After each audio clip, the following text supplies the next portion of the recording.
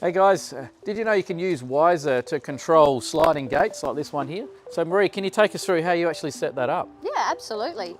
So what you do is you use a Wiser micro module here, and all we did is we wired that inside the actual gate control itself.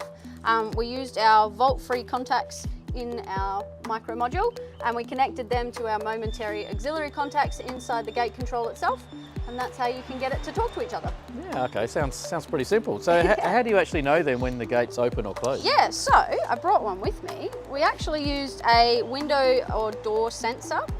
So this little guy here, we mounted in an IP rated box on the front of the gate there, and one on the other side, obviously the other piece of it on the other side. And yeah, so anytime the gate is open or closed, you'll get a notification. Okay, no, cool, pretty simple. So how do you, is there any tips on how you position that sensor? Yeah, so you want to make sure that your window door sensor is as close to facing your micro module as possible, so you get the best signal.